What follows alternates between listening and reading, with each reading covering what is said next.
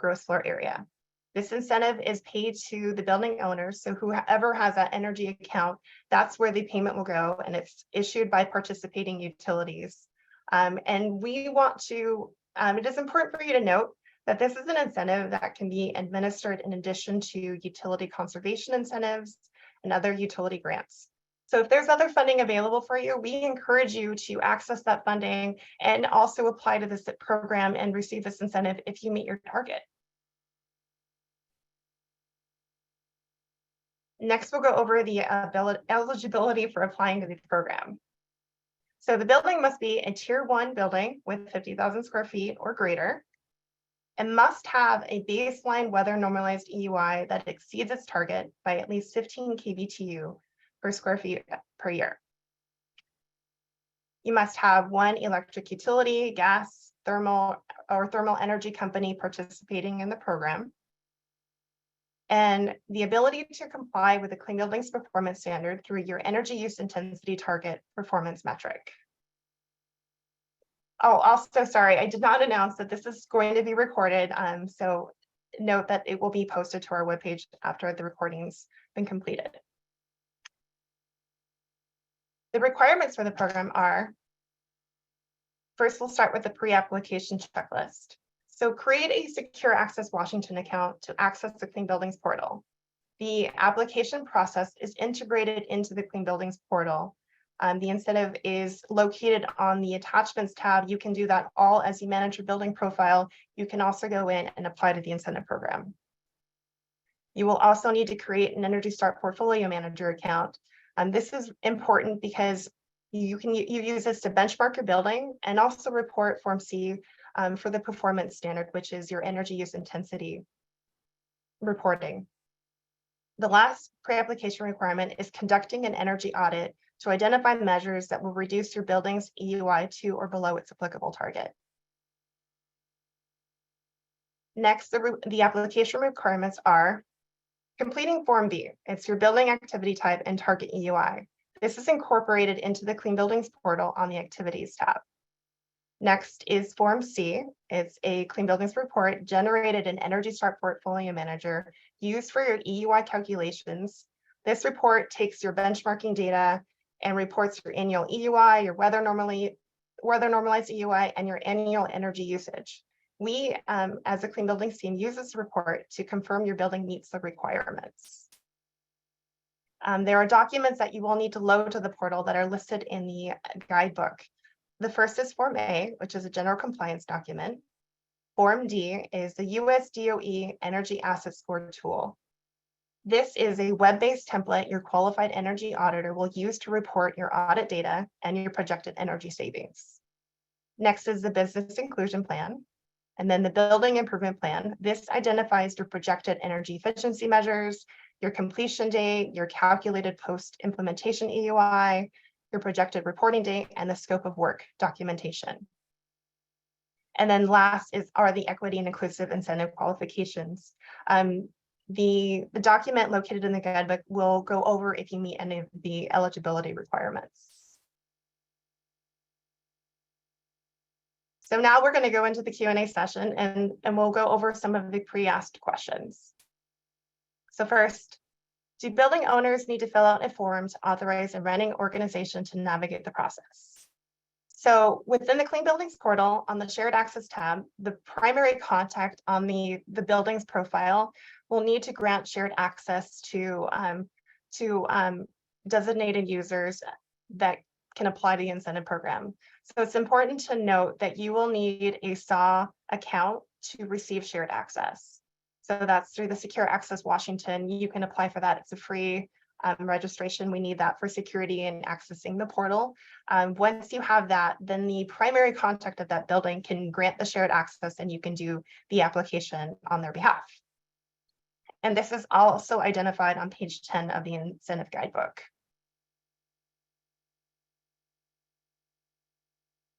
So next, we have 3 buildings on 1 meter through PSC, but only 1 qualifies for Tier 1 compliance. Is it better to submeter and use submeter data or use current data and combine all buildings? I'm going to invite Luke Howard to answer this question. Good Good morning, everybody. Yeah, that's a great question. So it kind of depends. It's fairly difficult, as many of us know, to define a building consistently across standards and codes. In the Clean Building Performance Standard, we consider buildings and building complexes to be subject to the standard. So a building complex is a group of buildings interconnected through conditioned space on contiguous property. So for this question, if those three buildings are interconnected through conditioned space on contiguous property, they would be considered a building complex, and then would need to comply with the standard as one whole building. If that's the case, and you have 1 meter for these three buildings, or as defined by the standard complex, they could just apply for the early adopter incentive program that way. If they are three buildings that are not interconnected through conditioned space, they would need to be independently metered in order to be eligible to comply with the Clean Building Performance Standard through the EUIT metric. And then, of course, they would be eligible for the early adopter incentive program if that was the case.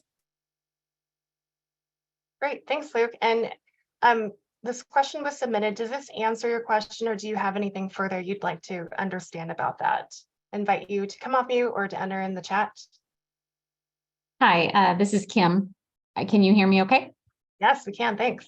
So that was my question. When you say that it's connected through conditioned space, does that mean they are physically connected? Yeah, I mean, you may have, for example, a hospital complex that has various buildings that do have interconnection. So you're one thermal envelope and conditioned space throughout. For example, another example would be if you had a couple buildings connected with a sky bridge, and that sky bridge was conditioned space, that would be interconnected. If it was just a breezeway that was unconditioned and the two thermal envelopes are separate, then that would be two separate buildings. Okay, so I would say based on your definition, we are not interconnected. Okay. But then from what I understand is we have to get a year's worth of readings once we are submetered that we would need to Correct. Apply. Is that accurate? Correct. Yep. So we can't really probably apply for the early incentive because it will be a year out. It certainly would be less practical to do so. You know, if by the time you got meters installed in 12 months of data, you might be getting pretty close to compliance date. Okay. And when is your compliance year based on your building size? Do you know? I'm sorry, what was the question? What size is your building? We have 3 different buildings. The largest one is, oh goodness, I don't have all that right in front of me. It is over the 20,000 square feet. The 220 or 20,000? What's the first tier? Sorry. No, you're fine. The 220. Yeah, it's over that one. Okay. But some of your other buildings may be able to. Correct. Okay. But those would be in the next tier. Yeah, they would not qualify, or they don't meet the requirement yet. Got it. Well, then the next program is coming soon. Okay. Awesome. We'll go to the next question. Does the compliance cycle change if a building owner submits for early compliance? Does the 5-year cycle compliance start when I submit for early compliance or on the original compliance deadline? So we have good news for you. If the building completes the early adopter incentive program and meets their target EUI, then they're considered compliant by the compliance date.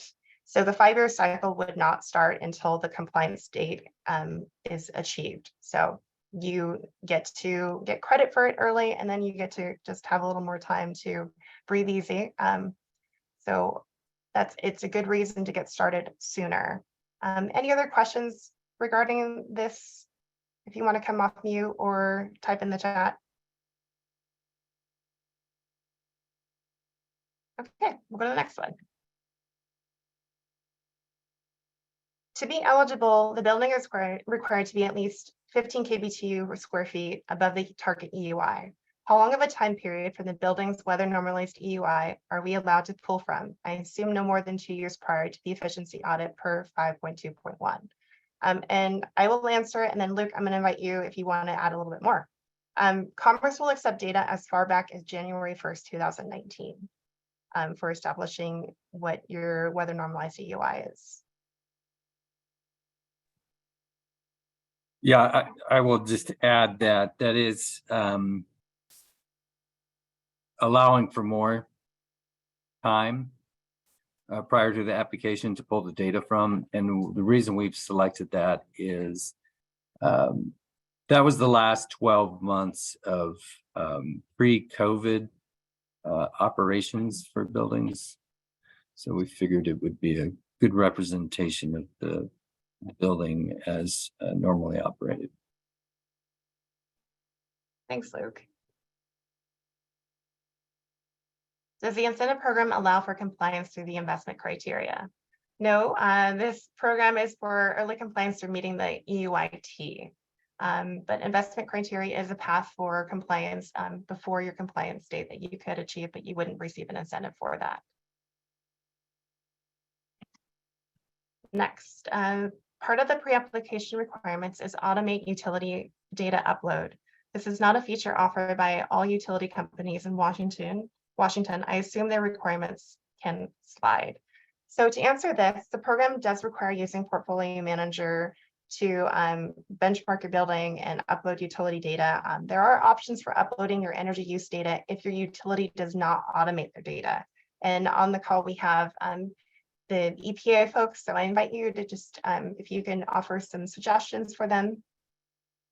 Sure. This is Katie Hatcher. And so there's a few other ways to enter data into Portfolio Manager if the utility doesn't provide an automated solution. And that is you can use your energy bills, and what you would do is just load it directly into the particular property. And you can load entries for multiple months through a bulk upload template.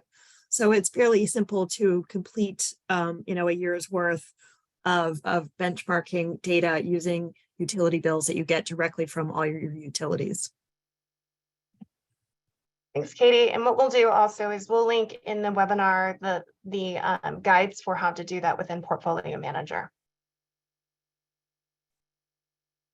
Okay, next question. Annika, this is Kudret from Cadmus. I'm actually adding FAQs for what Katie said. Yeah, and I also pasted the utility map so audience can find which utilities provide web services. Great, thank you. Thanks for joining the call. I appreciate it. Thanks for that resource. Okay, when does the incentive program end? As long as the building jumps through the hoops and complies prior to the schedule per Z 3.1, are they eligible? So there is an end date for this funding, and that's why we encourage you to get started early. So funding will end based on the compliance date for each building size. So for the largest buildings, 220,000 square feet and greater, it will end June 1st, 2025. For the buildings 90 to 221, it'll be June 1st, 2026. And for buildings 50 to 91, it'll be June 1st, 2027. So we encourage you to get a jump on this because we want to give you some incentive funds for doing the work, the good work first. Next, who will give us a baseline of where our building is energy-wise in order to see if we qualify? So we encourage you to start by benchmarking your building and Portfolio Manager. There, as you load in your energy data, it will give you what your current EUI is. You can actually set the settings to site EUI as we use for the performance standard. You will need to hire an energy auditor to assess and analyze your building's performance, but you can get started with Portfolio Manager. It is a free service through the EPA. Kudrick and Katie, if you have anything else to say about the features of Portfolio Manager and how they can help get a baseline now?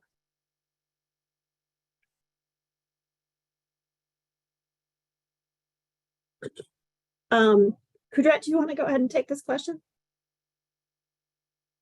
Sorry, Annika, would you please repeat the question? Which one?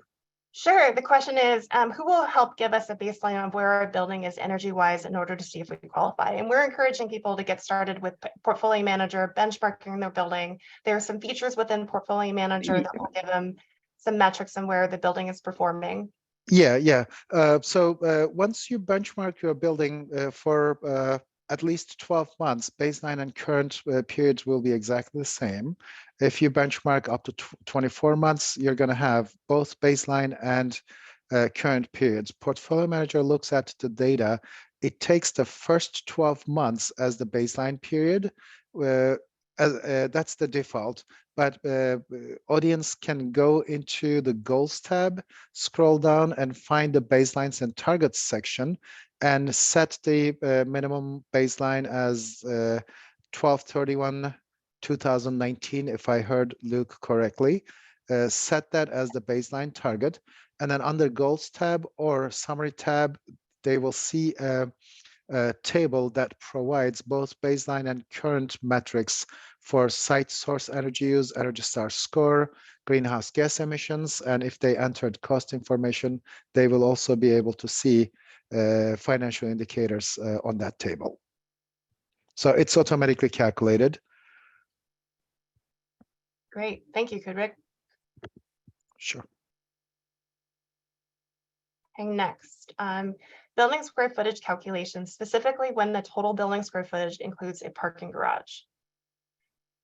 The building must use gross floor area, the total number of square feet measured between the exterior surfaces of the enclosed fixed walls of a building, including all supporting functions such as offices, lobbies, restrooms, equipment, storage areas, mechanical rooms, break rooms, elevator shafts, and gross floor area does not include outside bays or docks. This is directly from the performance standard.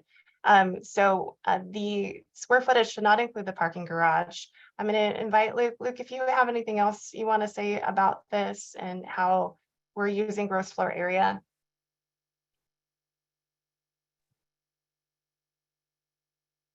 Yeah, the gross floor is just measured based on the conditioned floor area of the building, not including the parking garage. So that'll include directly and indirectly conditioned space. So there is a definition within the standard for conditioned space. It talks about thermal envelope and all spaces within that are either directly or indirectly heated. And then indirectly heated space is a space that is within the thermal envelope, and there is no, for example, a basement without insulation between the basement and the rest of the building above would be considered conditioned floor area, regardless of whether it's directly heated or not. Great, thanks, Luke. May I add to that, Annika? Yeah. Just a couple sentences, please. So for Portfolio Manager purposes, when someone benchmarks parking area, Portfolio Manager will estimate, using some engineering calculations, estimate the energy used for the parking area. And that's typically lighting, or if it's underground, it may have supplemental heating, right? And it will take the impact of that parking area out of the energy use intensity calculations. The purpose in Portfolio Manager is to calculate energy performance of the building itself, excluding the parking area. So when you look at the building floor area, it's typically not included in gross floor area of the building. Okay, thanks, Kudret. Emily, I think you had some additional questions to ask about that. I invite you to come off of mute. Yeah. And I could be wrong, but in my experience, when I would add a parking garage, for instance, to a building in Energy Star Portfolio Manager, it would not change my energy use. index, but it would change my energy star number. So the final calculation that Energy Star is kind of gearing towards would have those metrics kind of baked in, but it didn't take into account in that energy use index number. And so basically I have to factor in all the energy used in the parking garage, but I cannot use any of that square footage. Am I doing that correctly? Am I seeing that correctly? Has anybody else come across that? I can respond to that actually. When you're benchmarking your parking area, you're expected to enter the floor area for open parking areas, partially enclosed or fully enclosed parking areas. And Portfolio Manager does the calculations in the background. So square footage should be there. Yes, no, and if I enter it, Portfolio Manager does do the calculations in the background to adjust the Energy Star score. It does not change. I have deleted it and then added it back in just to see how it changes my energy use number, which is the number that I report to the Clean Buildings performance page. They don't ask anything about the Energy Star score. They only ask about the EUI. And that EUI does not change based on whether it's parking square footage or not. Okay, but Emily, if you don't mind, would you please email me the Portfolio Manager ID number for that building? I would like to take a look before saying something that may not be accurate. Awesome. And I assume your email address will be given out, or Yeah, we'll post Kudrik's and Katie's email addresses at the very end. Or Okay. Kudrik, if you wouldn't mind, you can put it in the chat also. Thanks, Yeah, guys. I'll enter it. Sure. Great, thank you. Okay, next question. Does any part of the early adopter incentive cover ASHRAE level 2 audits to identify the appropriate EEMs? So I will answer this, and then Emily Salzberg, I'll invite you to come in and offer some more information on this too, please. So the funding does not cover any upfront incentives for audits or construction. Incentives are paid upon measure and verification of in full compliance with the standard through the EUIT path. Emily, if you wouldn't mind sharing a little bit about what's coming up in legislation for that. Yeah, sure. Thanks, Annika. I just wanted to note for the group that the governor's proposed budget that was released in early January, late December maybe, included funding for paying for energy audits. I think the focus is publicly owned buildings, but like the state does recognize that can create some challenges, the cost of the audit to participate in the program. We still have a long way to go through legislative session to find out whether or not that funding will actually be appropriated by the state, but it was encouraging to see that included in the governor's budget. Great, thank you. So exciting things coming. Hopefully things will get passed. All right, next we're going to go to the Q&A open floor. So I know we have a lot of questions that have entered into the chat. We'll start going over those. So I'm going to scroll up. Monica, I have a list of questions from the first one, starting from the first, if you'd like me to just. Yes, please go ahead and this is Danielle. She's she keeps us all in line, and she helped create this PowerPoint and set up the webinar. So thank you so much, Danielle, and thanks for helping read questions. Yeah, no problem. So the first question we have here is from Kevin Fagan. He asked, do you have any examples of what the building improvement plan should look like? So within the guidebook, we have the structure for what a building improvement plan should have in it. That includes like identifying what the target is, what the weather normalized EUI is, what the reported EUI will be. So we have that structure within the guidebook. If you would like another template of what it could like, we could pull something together. But really, we're not trying to conform anyone into a specific template, but we do want them to follow the data points that I have identified there in the document for attachment. I believe it's attachment B or A. Kevin, does that answer your question? Yeah, that's great. And I think that the other part that I understand the content to be included in that, and then also the timeline for the measures to be implemented. I mean, Sure. obviously, it would be a year before their standard compliance date based on the square footage, and so it seems like a general, you'd like to get all of the savings before, at least a year before your compliance deadline, correct? I mean, does there need to be more in-depth information in that after your audit? Yes, so those are great questions. So I will go over. So when you submit your incentive application, the building improvement is one component of it that identifies your measures and your timeline. So once that application is approved, you have 18 months to implement your energy efficiency measures.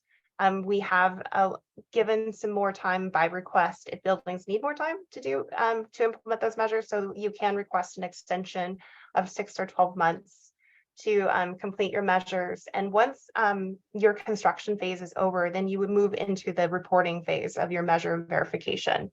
That is a hard 18 months. We have given 18 months to allow for some fine tuning that may happen, but really what we're looking for is 12 consecutive months of data, of benchmarking data that your building has met its target. That is the means of reporting that we will use for approving the incentive that would come from utilities. Got it. Okay, thank you. Yeah. All right, I think we could do the next question. Okay. The next question we have is from Alex Inman. Would the energy audit need to be an ASHRAE level 1 or 2? So Luke, I'm hoping that we can tag team this one together. As it's identified in the guidebook, we are requiring an energy audit that based on the measures proposed. There are 3 types of audit. Well, there are 2 types, and a third is documentation. The first is a level 2 energy audit on the measures proposed, and really that level 2 audit is an analysis and provides enough rigor behind the analysis that the building should definitely meet its target. The next is performing an energy audit, and that does not have like a 1 or 2 or IGA attached to it. It's an energy audit on the measures proposed, and with that there is some risk that the building may not meet its target. And the way the incentive program works is you either meet your target and you receive the incentive, or if you don't, there is no incentive available, so not even a partial. So really we want to make sure that there's enough rigor and analysis in the building's review that the building should guarantee meeting its target. And then the third was documentation from a contractor of guaranteed savings. So that would be something your contractor would produce and provide a guarantee that the building would meet its target. And that's another acceptable piece that we would accept for the energy audit. Luke, do you have anything else that you'd like to add about that? I think you covered it well. I will just add that when we initially developed the guidelines for the analysis, the audit analysis, we wanted to have significant rigor to assure that the funds that we were reserving for these projects, these accepted applicants, were going to meet their target. We haven't had the big rush into the incentive program that we thought we may have, so we've been able to adjust that rigor to lower the barrier in getting applications for the early adopter incentive program. So what we want to see is a significant analysis of the energy efficiency measures proposed. Those will be documented in Form D for the energy audit to give us the assurance that the analysis was appropriate to assure meeting the target. Great, thanks, Luke. Alex, does that answer your question? Yeah, it does. Thank you very much. Appreciate it. Great, thank you. Okay, the Next question that we have is from Espinosa L. If you have a personal SAW account, how do you create another SAW account for work-related activities? So you don't need to have a separate SAW account. You can use your personal SAW account in order to access the Clean Buildings portal. So I actually have multiple SAW accounts. I have one for managing my role within the incentive program, but I have other ones that I use for testing. So if I was not a part of the Clean Buildings team and I was helping somebody else out, I probably would have my own. So you are not limited to having your own personal. You can or you can create a separate one for your work. So it's, I think, whatever helps you manage your workload the best. Can I add to that, Annika? This Sure. is Annalyn. Hi, this is Annalyn Bergen. I'm one of the program managers at the Clean Buildings. If you were to create a separate SAW account, you would just simply create a separate SAW account using a different email address. And if your portal connection is to your personal account, feel free to email the inbox and we'll get that disconnected with your personal SAW and we could connect it to your work one. So just shoot us an email and let us know and I will work with you on that. Perfect. Thanks, Annalyn.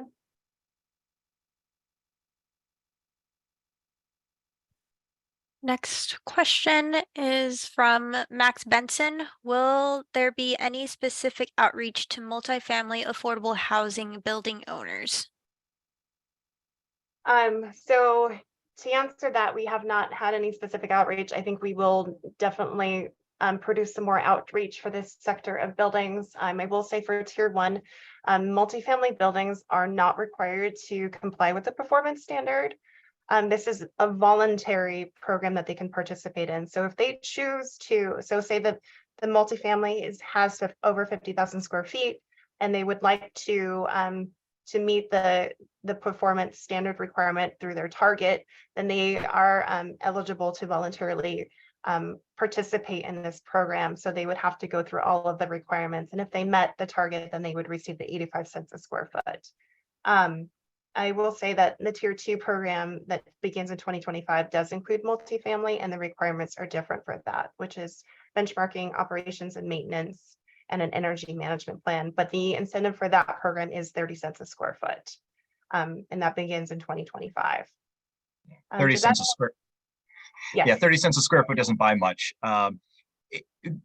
I think there's some specific outreach that might be helpful. And I can say in my past experience with Energy Star portfolio manager, because we individually meter, we may have, 50 plus meters and I just, some outreach would be helpful, I think. Great, noted. Thank you, Max.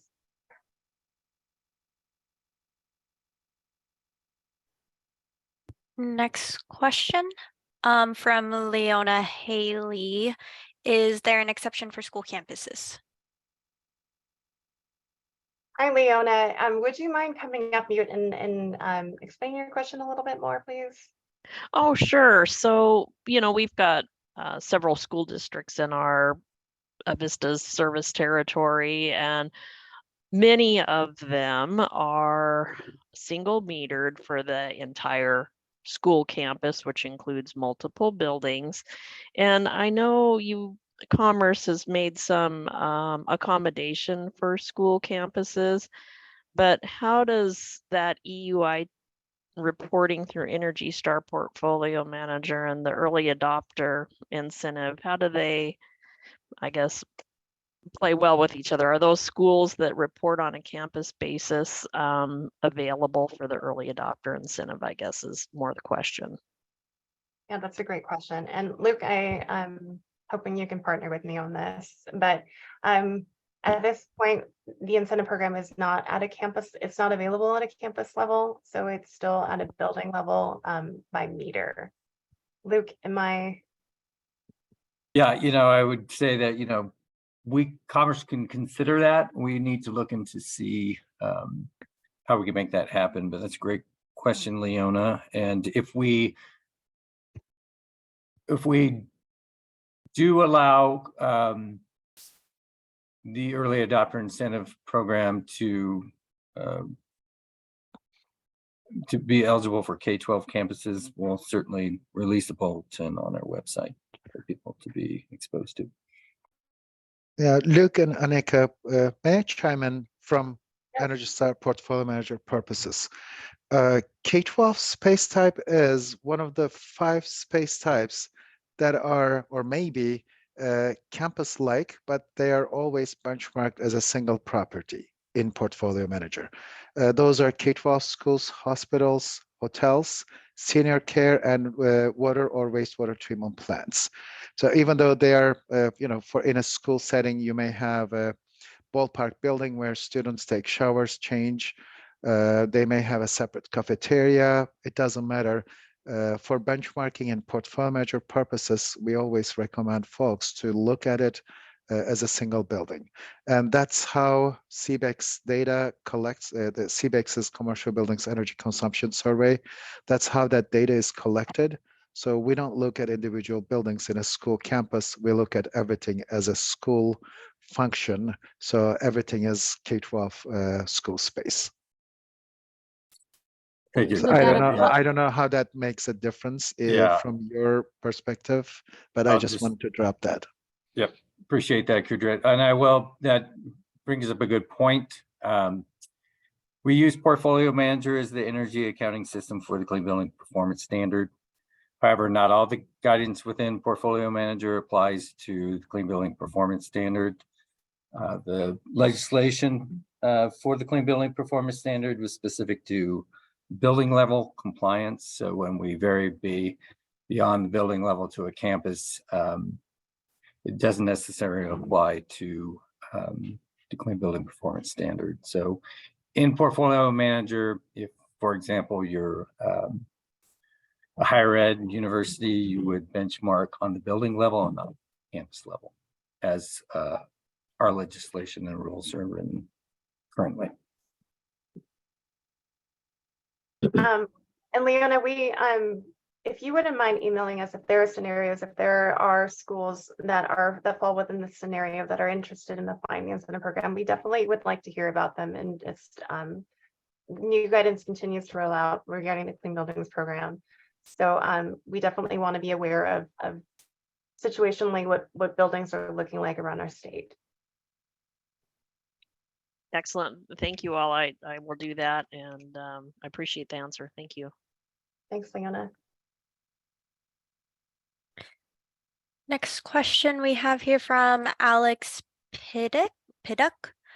How do you determine if a breezeway is conditioned, air conditioning, ventilation in the breezeway, or if there are no doors and heat from adjacent lobby heats or cools it passively?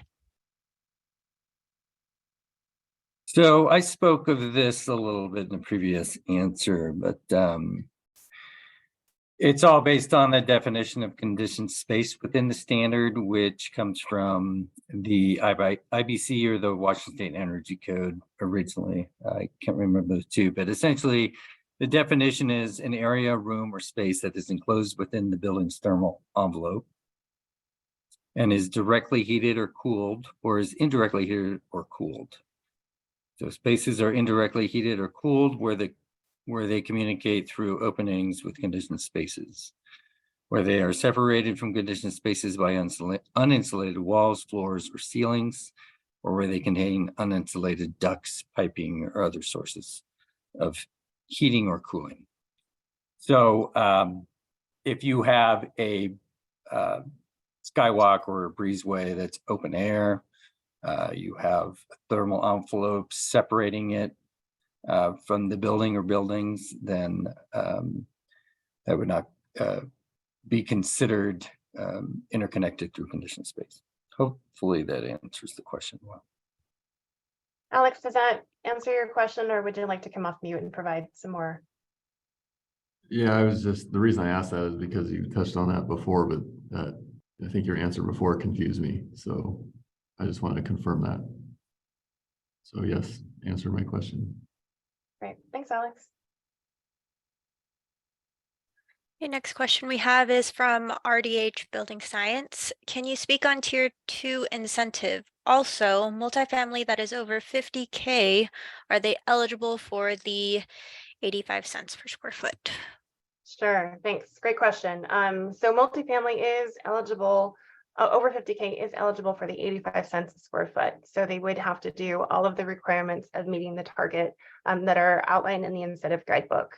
So if they meet their target and they're able to report it, then they could receive the 85 cents a square foot. For the tier 2, it's a different different requirements. It's buildings 20 to 50K, and it also includes multifamily. And the requirements for that program, it's not a performance metric yet. It's it's benchmarking your building and portfolio manager. It's doing an operations and maintenance plan and an energy management plan. And I invite Annalyn or Luke to chime in too about those requirements. But if you do those 3 things, we don't have the incentive program designed for that yet. We're quickly approaching rulemaking, which we invite you to participate in. So we will have dates for those rulemaking sessions on, it'll be posted to our webpage here soon. But once we have the rules designed for the tier 2 program, then we will follow that with the incentive program and what it will look like to apply to that. But so far what we have in legislation is the benchmarking, the operations and maintenance, and the energy management plan. And then the incentive for that program is 30 cents a square foot. So once again, it's not a performance metric, it's not meeting a target, it's those 3 things. Luke, Annalyn, or anyone from the Clean Buildings team want to chime in on that? RDH Building Science, does that answer your question? You got it, Annika. Okay. Yeah, I just wanted to mention you can subscribe to the bulletin, and the bulletin is where we'll announce future rulemaking activities so that you can stay engaged with us and provide feedback and input on the rules for tier 2. And you can subscribe by going to our website. Thanks, Annalyn. Next question is also from RDH Building Science. If a client is in process of purchasing a building that the previous owner has not started any benchmarking or developing the plan, and the deadline is that year, will there be any extension for the new building? At this point in time, no. We have to stay within the legislation and the way the law has scheduled the incentive program. But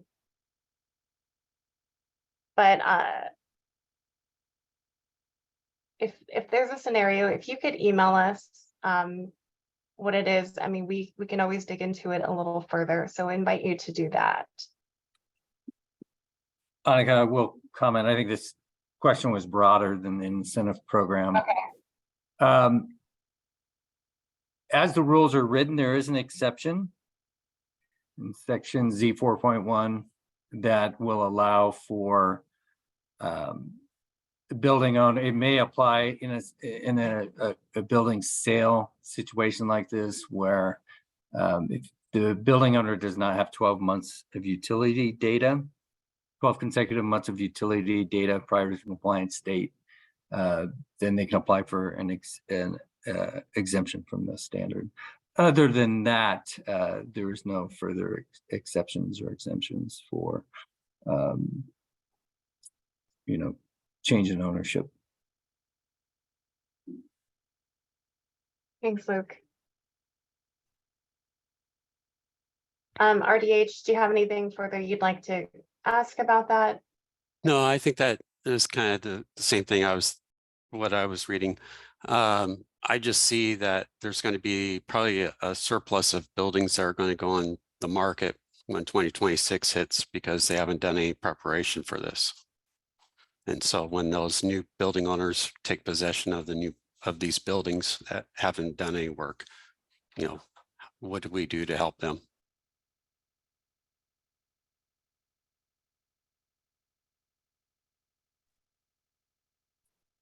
Yeah, no, that's definitely noted, and we have been putting some thought into that. And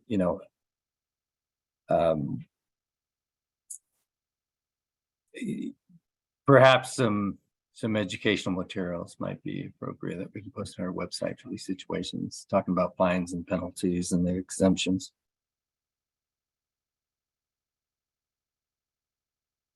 Thanks, Luke.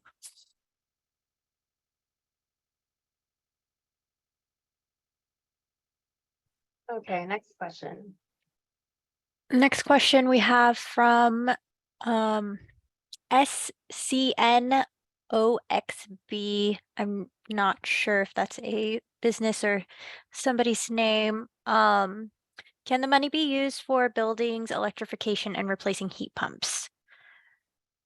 That's a great question. So this funding is for it's for post implementation of measures and measure and verification. So the funding comes after you've done all the work and you've met your target and can provide us with the data, then you would receive the 85 cents a square foot.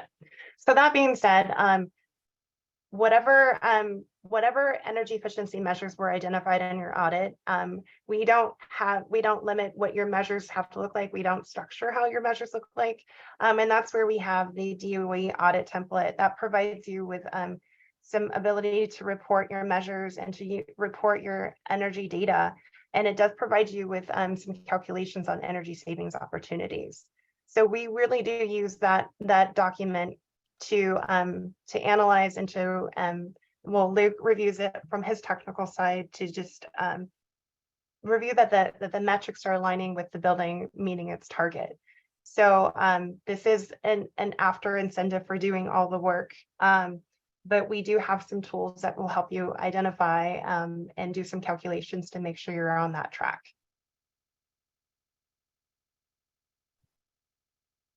Did that answer your question? Yes, thank you very much.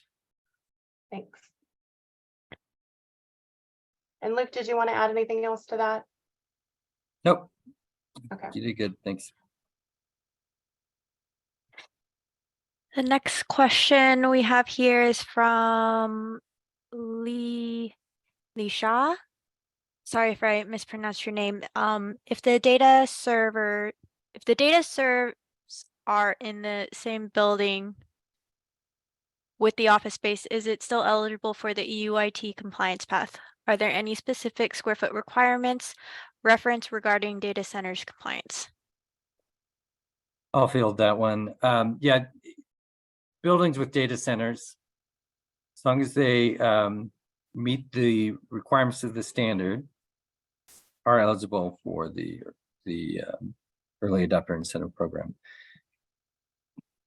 The standard will allow you to, under certain exceptions to section 7.2.3, deduct the gross floor area of a data center as well as the energy use if that data center is submetered.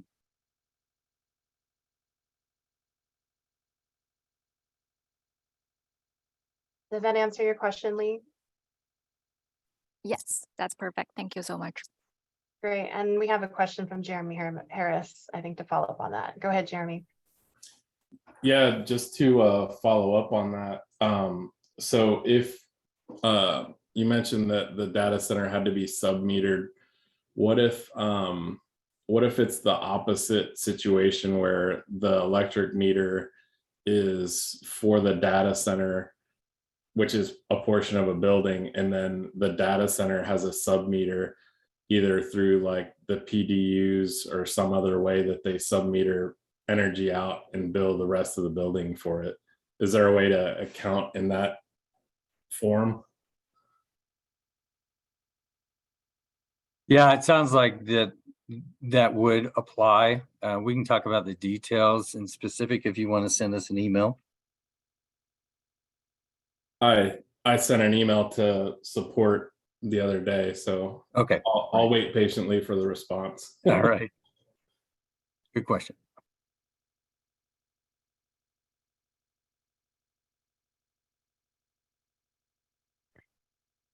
Next question we have from Heidi Headland.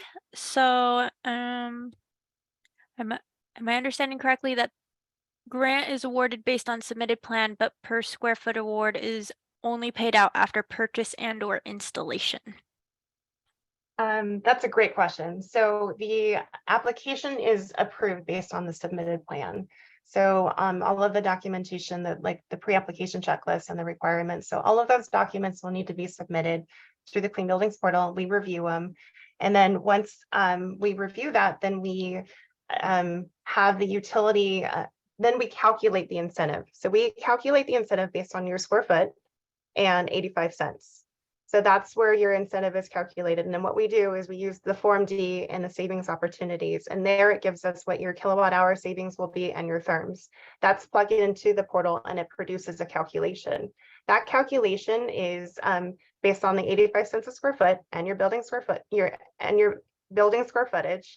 And then it's split out based on where your biggest savings opportunities are. So if you're saving more on your energy side, then you're going to see a bigger incentive payment from your energy service, from your electric utility, and then the lesser from your gas utility. So it's the calculation is based on the proportion of your energy use reduced by fuel type. So that's your initial calculation that we will produce, and that's what the utility approves because they're going to pay the incentive to you.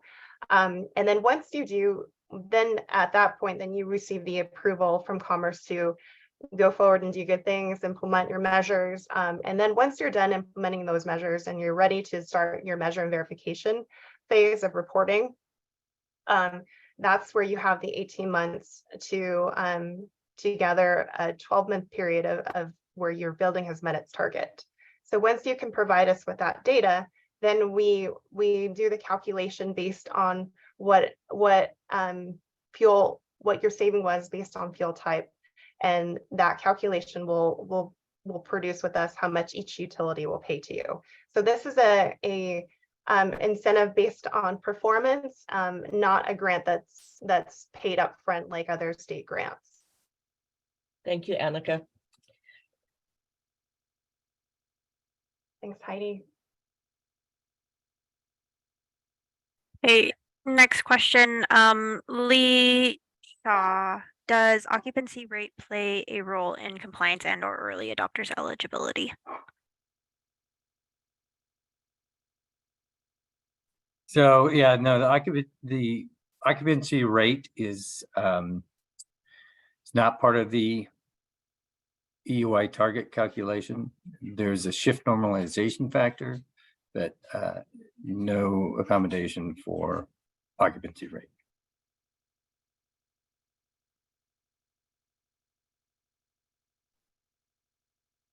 Thanks, Luke.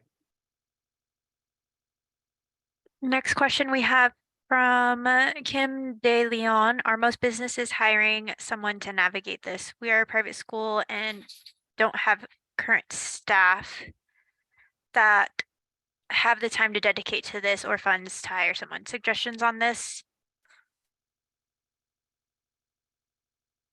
That's a great question, Kim. So you for businesses to apply, well, for buildings to be able to apply the incentive program, they will need to hire a qualified energy auditor. So that's someone with the credentials that can do the analysis on the building. That is according to the performance standard. You can start the process with a benchmarking through Portfolio Manager. That is a free system that you can use for starting to upload your utility data to see where your building is, to get an additional like miles per gallon on your building, and which direction you should go from there. I think when we do post this webinar to our webpage, I know that there are some other resources within our webpage of like utilities and other programs that do provide some grants and funding upfront. So I think that's part of the resources that we can provide is some assistance with that. I know that there's some financial funding that's available for energy efficiency as well. So we'll do some work at posting some of that information.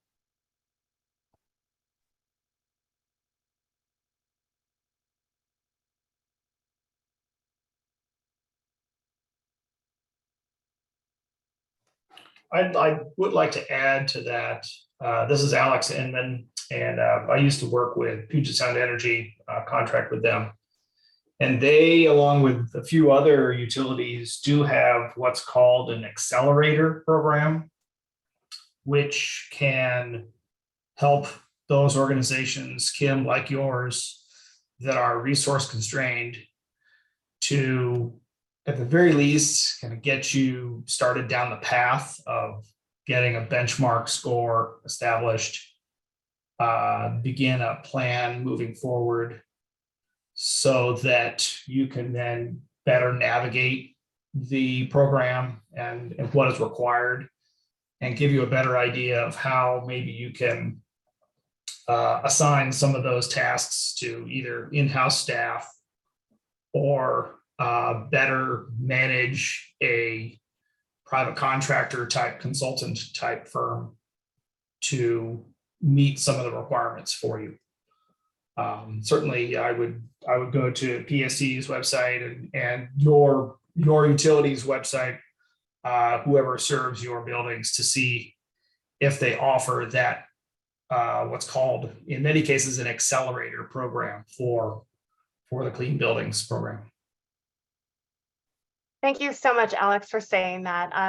That is a really important program that you just mentioned here. So we can provide some links to that too. That was really helpful, and that it is a program, especially that PSC has. A lot of the larger utilities have those, and other utilities around the state. So good plug.